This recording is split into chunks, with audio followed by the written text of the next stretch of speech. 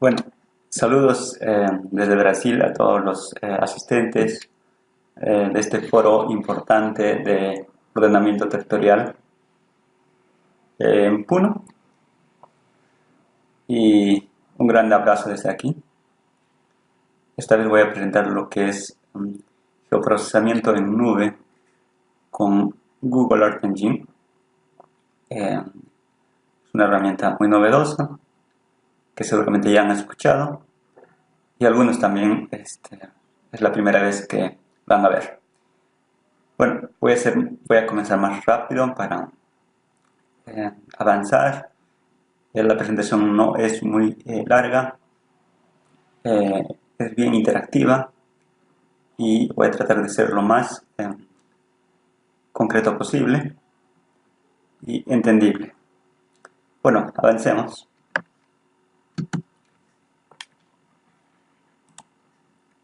A ver. Entonces, para iniciar me gustaría un poco recordarles que hay dos gráficos que yo antes ya lo había presentado en otras presentaciones, que es la relación de costo y tiempo, complejidad entre solder y hardware. Cada vez la complejidad en el uso del solder es menor, o sea, es más fácil de utilizar. Antes necesitábamos mucho conocimiento de programación y computación para poder utilizar un computador. Ahora no, ahora es muy fácil, es intuitivo, pero también la complejidad es mayor, o sea, lo que es un solder. Aparte de programación, cada vez los solders son más pesados, por eso que necesitamos digamos, mayor espacio para instalarlo, porque son más complejos. Ahora, también el tema de costo, cada vez los soldadores son más baratos, accesibles. La cuestión es hardware, la parte física, que es la parte, diríamos, que tocamos, por ejemplo, la laptop, los computadores de escritorio, cada vez también tienen, un costo menor. Entonces, en ese entender es donde aparece Google Earth Engine con una propuesta de Google para cambiar el mundo de la computación y procesamiento, específicamente de este caso de imágenes en nube. Vamos a avanzar. Antes también me gustaría hablar un poco de Big Data. Sabemos que cada vez tenemos más información, necesitamos manejar Big Data. Big Data es cantidad de información, datos inmensos, los cuales necesitan ser procesados, y necesitamos, por ejemplo, conocimiento en el manejo de lenguaje de programación y también computadoras de alto poder de procesamiento, o sea, supercomputadores. Necesitamos para hacer Big Data supercomputadores. En ese mismo entender, el Google Earth Engine tiene supercomputadores que trabajan para nosotros. Entonces, también tenemos otra situación en lo que es sensoramiento remoto, teledetección espacial. En la exploración de la Tierra tenemos cientos de satélites. Se estimaba hace 5 años que había unos 20.000 satélites en el espacio, pero de las cuales, por ejemplo, tenemos cientos que son dedicados al tema de sensoramiento remoto, de capturar información de la superficie de la Tierra y de la atmósfera. Por ejemplo, el Landsat es muy conocido, pero imagínense todos los satélites que producen información cada día. Ejemplo solo, Landsat 8 al día produce 650 imágenes diariamente. Imagínense. Otros satélites producen cada hora, cada segundo, cada 4 días. Toda esa información es supera, digamos, 9 petabytes actualmente, hasta el 2015, que es mucha información, que las cuales trabajando en su computadora sería imposible, por ejemplo, para hacer un modelo de previsión climática, fenómeno del Niño, por ejemplo, la previsión de precipitaciones, de un desastre, eh, fenómenos complejos de un huracán, por ejemplo. Para el procesamiento necesitamos supercomputadores y algoritmos también complejos. Entonces, a todos esos problemas nace como una propuesta, una solución, el Google Earth Engine, que es más conocido como Earth Engine. Google porque lo agregaron porque el tema de que es la empresa Google que ha hecho esta plataforma.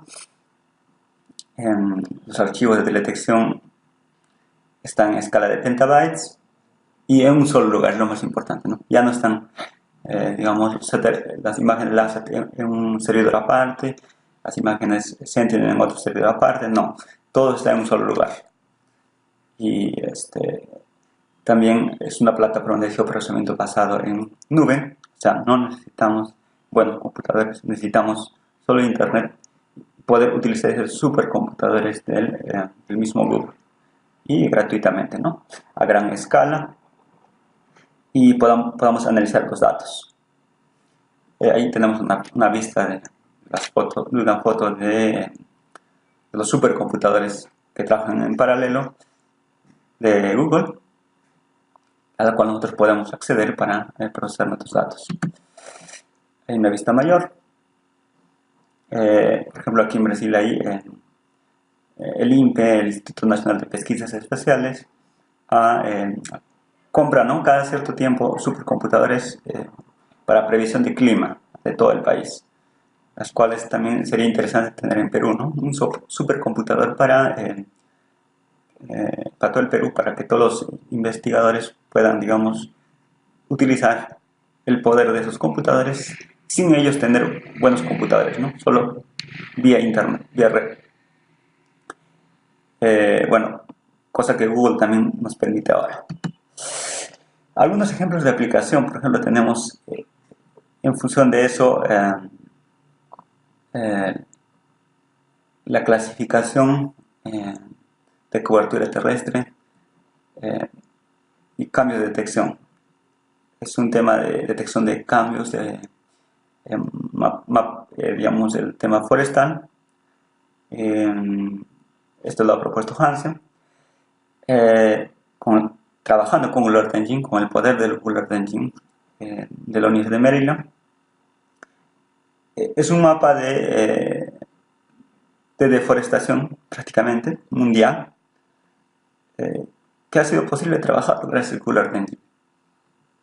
Y lo vamos a ver después, y les dejo el link también para que puedan ver. Es un aplicativo mundial. Ustedes pueden ver cómo está la deforestación en cada sitio del mundo. Tenemos otro ejemplo que a mí me sorprendió porque yo trabajo con esto, el tema de exploración de superficie global de agua. Es un aplicativo de la agencia de la Comisión Europea, también con el Google Earth Engine, que hacen el inventario de todos los cuerpos de agua en el mundo, hasta las lagunas más pequeñas que tenemos en Puno, digamos, están registrados y estudiados en su comportamiento espacial y temporal, o sea, en el tiempo, cuánto han variado. Por ejemplo, algunas lagunas que vi por Carabaya, cerca de los glaciares, su evolución de sus lagunas en función del tiempo, ¿no? En los últimos más de 30 años, 35, 34 años. A ver, ¿y por qué Earth Engine es un software de análisis de imágenes tan potente? ¿Por qué? Porque él tiene catálogo de datos públicos, o sea, libre, grandes cantidades de datos disponibles públicamente. No es necesario almacenar datos, o sea, no necesitamos tener discos duros inmensos. tenemos el poder de procesamiento de la computadora de Engine, las supercomputadoras. Tenemos plataforma de desarrollo interactivo. Podemos guardar y compartir rutinas de trabajo. Y es gratis, ¿no? Y eso es importante. A ver, veamos primero el tema del catálogo de datos. Hasta ahora, hasta inicios a mediados del 2006, por ejemplo, Earth ya tenía más de 200.000 publicaciones de datos, o sea, distintos tipos de datos. Cada día agrega más de 4.000 imágenes nuevas, ¿no? Nuevas imágenes. Hasta ahora ya tiene más de 5 millones de imágenes, 5 petabytes de datos. Son datos globales de la Tierra, ¿no? Vamos a tener datos de, por ejemplo, imágenes, datos diarios, datos de imágenes MODIS de 250 metros de resolución espacial diario, cada día. Vamos a tener datos de Sentinel y Landsat, que normalmente van a ser de 10 a 30 metros cada 14 días. Vamos a tener datos de un satélite muy interesante, que es Terra-Bella. Tiene una resolución de 1 metro diario y semanal, que tiene aún no se tiene cubierto toda la Tierra, pero hay algunas zonas del Perú ya tienen esta imagen Terra-Bella, que es también bien interesante por su resolución espacial. Tenemos imágenes de Terrain, Land Cover, cobertura de tierra, y el tema de modelos digitales de elevación. El de Master, el de 30 metros, el de 90 metros, están disponibles en el catálogo de datos. Vamos a tener datos climáticos, en este caso de NOAA, por ejemplo, en tiempo real. Entonces hay mucha más información diaria que se está agregando. Otro tema de catálogo de datos públicos es las imágenes que nos da, ¿no? Landsat, MODIS, la parte de los modelos digitales de terreno, cobertura de tierra. Vamos a tener datos de atmósfera, vamos a poder trabajar datos geofísicos, de clima, agua, también demografía, o sea, es posible trabajar demografía. Datos vectoriales también es posible trabajar, o sea, para eso necesitamos otros aplicativos que también ya existen, como Fusion Table, que son aplicativos para ingresar nuestros vectores, por ejemplo, nuestros límites digitales, tal vez los puntos de entrenamiento para los clasificadores de los mapas, área de trabajo. Entonces, el tema de datos vectoriales también es posible trabajar en Google Earth Engine, como lo voy a explicar en adelante. Bueno, también tenemos el tema de lo que estaba hablando de Fusion Table, que la cual, por ejemplo, yo tengo agregado todas la grid o la grilla de la Carta Nacional UNES-1000 del Perú para poder trabajar algunos proyectos que tengo, hacer mapas nacionales, ¿no? Trabajos nacionales. Por ejemplo, ahí tenemos, y eso es posible en Fusion Table. Aquí ya estamos viendo en Google Earth Engine, pero se necesita trabajar con Fusion Table para poder agregarlo en Google Earth Engine. Hacer tus propios vectores. Claro que Google Earth Engine aún es limitado en tema de vectores, en edición de vectores, pero es potente, muy potente en raster, o sea, en píxeles, procesante de imágenes. Pero en el tema vectorial también es posible trabajar polígonos, líneas, puntos, al igual que en el ArcGIS podemos hacer algunos, lo que podemos hacer en el ArcGIS, ¿no? Trabajar con vectores. Y aquí también les muestro la imagen. Ahora ahí tenemos uno, he hecho un polígono ahí simple. Ahora, veamos el tema de poder de procesamiento del Google Earth Engine. Ya hemos visto el tema de catálogo de datos, qué datos tenemos, y ahora veamos qué tan poderoso es el procesamiento. A ver, Google Earth Engine trabaja en en paralelo, o sea, no solo es un computador, son más de 1000 computadores, ¿sí? Eh, que trabajan en paralelo. O sea, nosotros decimos, por ejemplo, aquí tenemos la vista de los Estados Unidos, queremos hacer un mapa, digamos, de cobertura forestal. Entonces, lo que va a hacer es, el Google Earth Engine lo va a dividir en grillas pequeñas y cada computador se va a encargar de una grilla pequeña. Y al final van a generar, van a procesarlo y al juntarlo en un solo mapa que tenemos aquí, ¿no? Entonces, es procedente en paralelo y por eso que es muy rápido. A ver, más o menos así, ¿no? Aquí tenemos una imagen original, lo va a dividir como en píxeles pequeños, en cuadrantes pequeños. Cada computador se va a encargar de un píxel pequeño para procesarlo, de acuerdo a lo que queremos, ¿no? Los algoritmos que podamos decirle.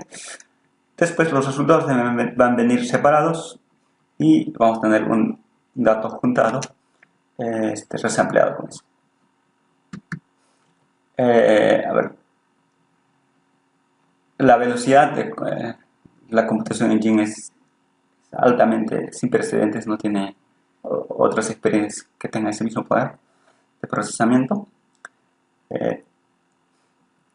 Y es en nube, facilidad de uso con costos muy bajos, porque no necesitamos el costo más es el tema del desarrollo, digamos, del software, de los algoritmos, ¿no? El tiempo al que dedicamos, porque el procesamiento lo hace el Google Earth Engine. Plataforma en línea, algoritmos científicos y la potencia de la computadora, de las computadoras de Engine. Él trabaja con Fusion Table, otros servidores, servidores de base de datos, a trabajar con librerías de JavaScript y Python, o sea, programación en lenguaje JavaScript y Python. Con estos dos lenguajes podríamos manejar prácticamente toda la herramienta de Google Earth Engine. Finalmente, bueno, como tercera ítems de la potencia del Earth Engine es las plataformas que se tienen en desarrollo interactivo. Veamos eso. Google Earth Engine tiene dos plataformas. Una interfaz gráfica como Explorer de usuario. Aquí tenemos la primera vista. Y otro de una interfaz de programación de Code Editor. O sea, aquí el primero es de fácil uso para los que están iniciando en Google Earth Engine, para empezar a interactuar de manera muy sencilla. Ahí también les dejo el link para que puedan usar. Y el otro es el tema del Code Editor, que está haciendo el tema de programación, que necesita conocimiento JavaScript y Python en programación, de la cual también no es complejo, porque el mismo Google Earth Engine tiene manuales de programación y ejemplos de programación. Avancemos. El Explorer es algo así. Ahí tenemos una vista del glaciar que cae en la región de Puno. El Explorer tiene herramientas muy básicas, por ejemplo, de adherir bandas, extraer máscaras, aplicar thresholds, umbrales, ¿no? Expresiones matemáticas, calcular NDVI, NDCI, vamos a tener cálculos de geomorfología, por ejemplo, pendientes, aspectos, sombras, ese tipo de cálculos muy básicos, y hacer algunas clasificaciones también básicas. Bueno, por eso que aún tiene una desventaja esto, ¿no?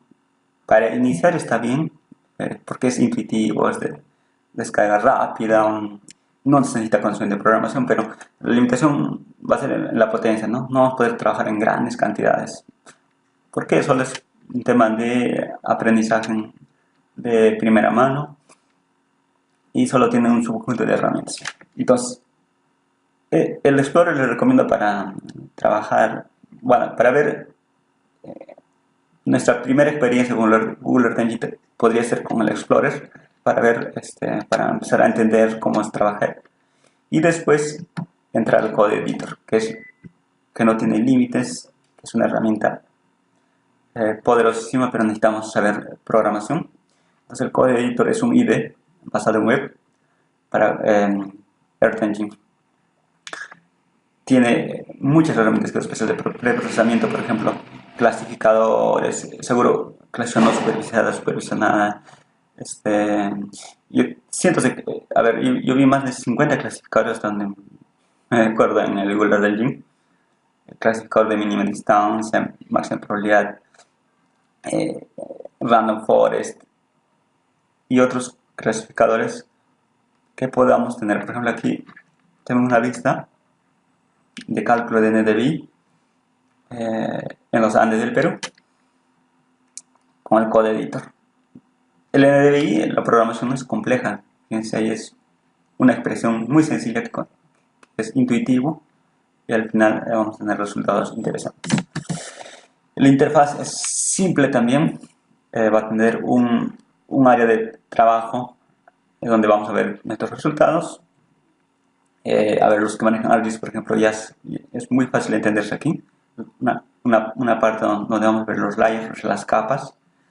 Vamos a tener una herramienta de zoom, vamos a tener herramientas de procesamiento de geometría, o sea, mejor dicho, de creación de geometría, polígonos, líneas, puntos. Vamos a tener una parte donde vamos a tener documentación de API, o sea, los códigos, ¿no? O sea, por ejemplo, si no sabemos utilizar código, vamos a buscar ayuda. Los scripts, que ya podemos tener una librería de scripts que nosotros podamos crear y los que existen en el mismo Code Editor.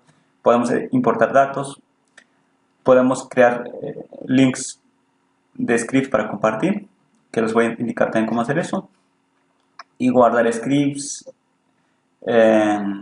y se guarda prácticamente en su cuenta Google Earth Engine, no necesitan guardar en USB o en su computador. Para correr script, ahí tienen también una herramienta de inspector que es para consultar, como lo que hacemos en el ArcGIS, ¿no? Este pixel, ¿qué es? Vamos a tener otras herramientas de ayuda que son interesantes, una herramienta de trabajo, la consola. Avancemos, nos va a ganar el tiempo. A ver. Finalmente, guardar y compartir rutinas de trabajo. ¿Qué es eso? Para mí también es una de las grandes ventajas.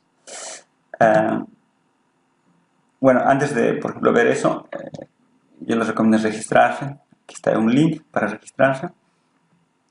Si no, simplemente colocan en Google Earth Engine y van a poder registrarse con una cuenta Gmail.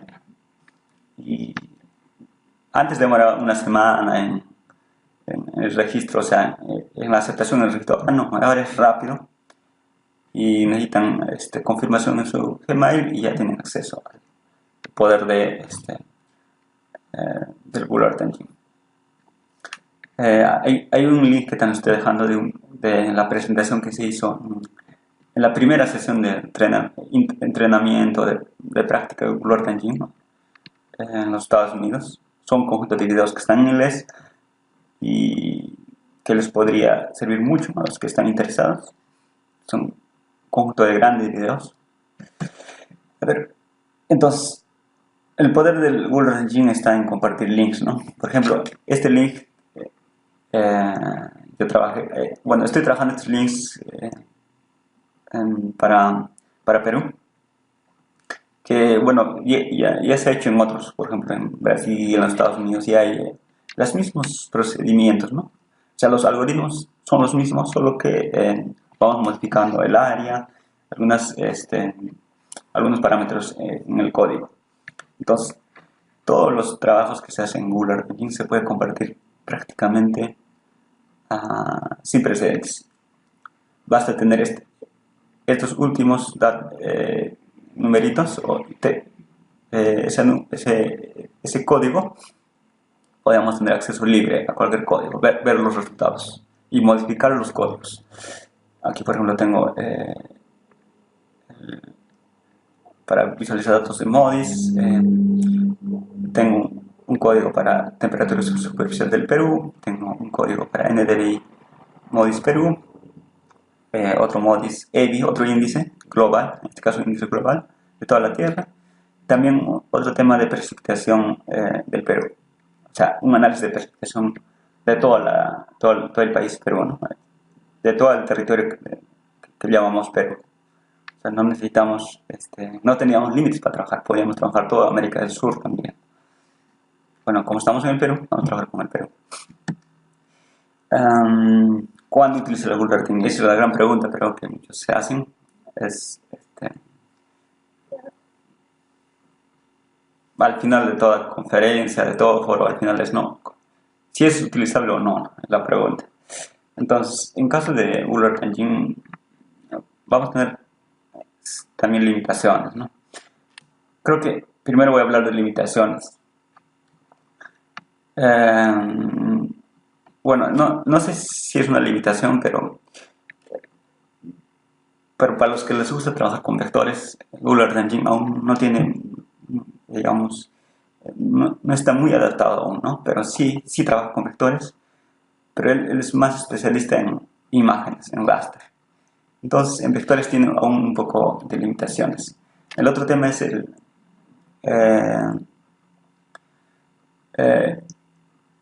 que él trabaja con píxeles separados, ¿no?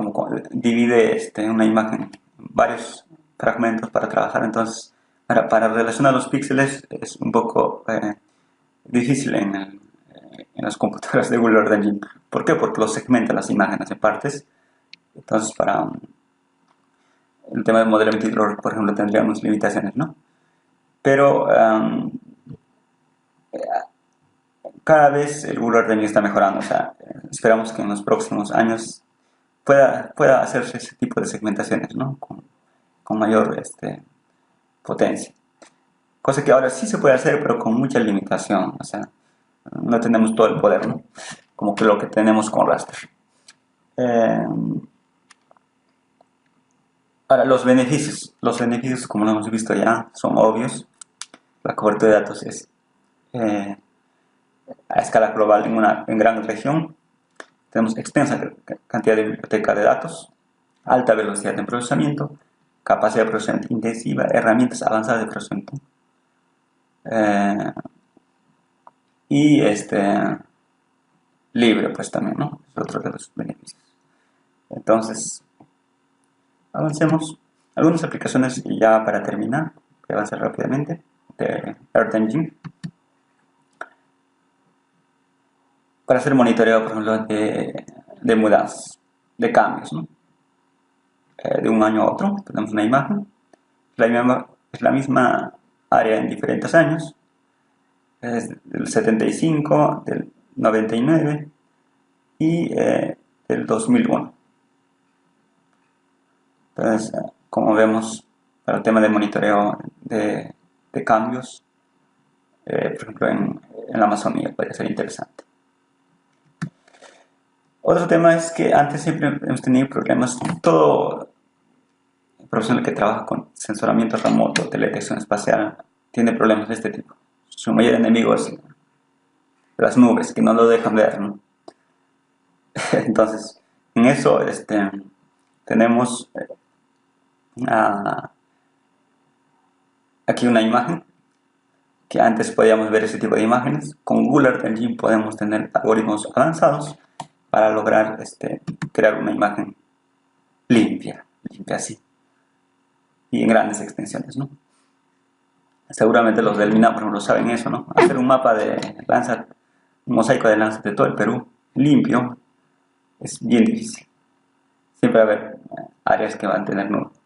Con Google Earth Engine podríamos tener ese poder de tener una imagen con mayor calidad. Por ejemplo, antes sin Google Earth Engine se tenía este tipo de imagen global de la Tierra, de una, digamos, de las imágenes de satélite. Pero con Google Earth Engine la calidad ha mejorado. Podríamos tener otra aplicación, detección de cambios, de glaciares, de cuerpos de agua, áreas urbanas, evolución de deforestación. Muchas aplicaciones que cada uno pues puede darle una aplicación distinta, ¿no? Otro aplicativo que nació en función de Google Earth Engine, o sea, es otro aplicativo, es un sitio web diferente, pero que utiliza todo el poder del engine, o sea, las computadoras de Google Earth Engine es el Climate Engine para datos climáticos, series temporales climáticas y de censuramiento remoto. Por ejemplo, ahí tenemos el tema del fenómeno del niño en Climate Engine, las series temporales.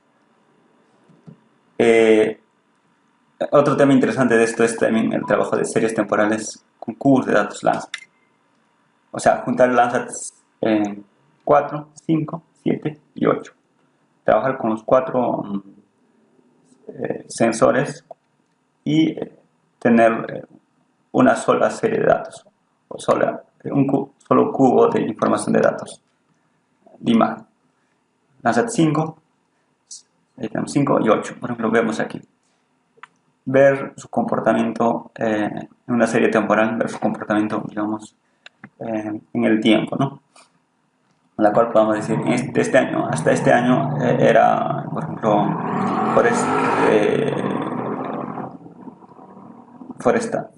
Amazonía, digamos, área forestal, y de tal año, por ejemplo, del 2002 hasta el 2010, estaba siendo usada como pastos, y por ejemplo, podemos decir, desde 2010 hasta el 2016, otra vez, bueno, es suelo expuesto, ¿no? O sea, es agricultura. Entonces, ese tipo de análisis en el territorio es posible hacerlo, cosa que con trabajos con EM y con softwares de escritorio era imposible hacer eso, ¿no?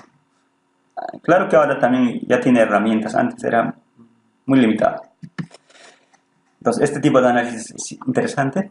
Lo veamos aquí las series temporales. Podemos analizar, aquí era bosque, pasto, agricultura, son patrones temporales para detección, que alguna vez ya les he mostrado esto. Entonces, eso nos da una interpretación muy interesante de nuestro territorio.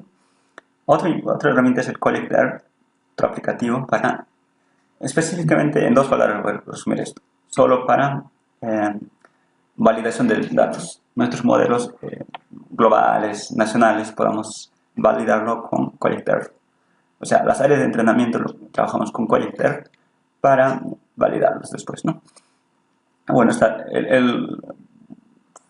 fue digamos, desarrollado por la FAO.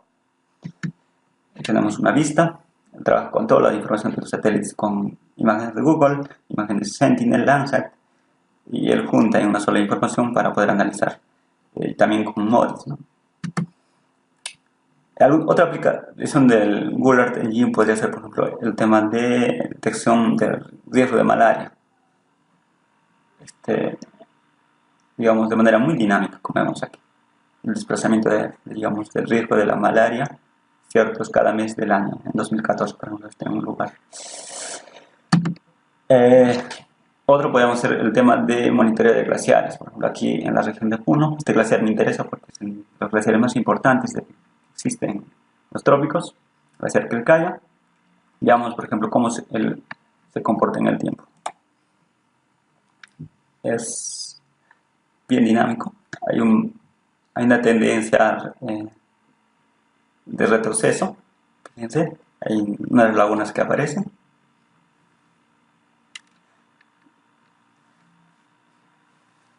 Utilizar toda esta información, todo eso, digamos, esa información que tiene nubes, los que no tienen nubes, juntarle una sola información, es posible con Google Earth Engine. Entonces,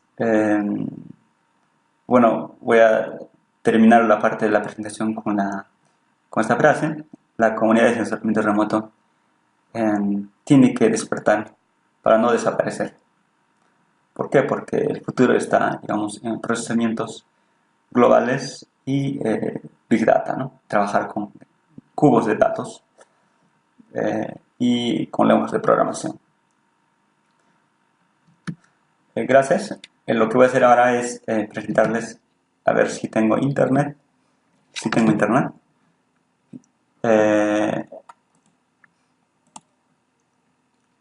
Voy a presentarles la otra parte la cual lo voy a cortar esta parte del video y vamos a continuar con la parte de aplicaciones en el mismo internet.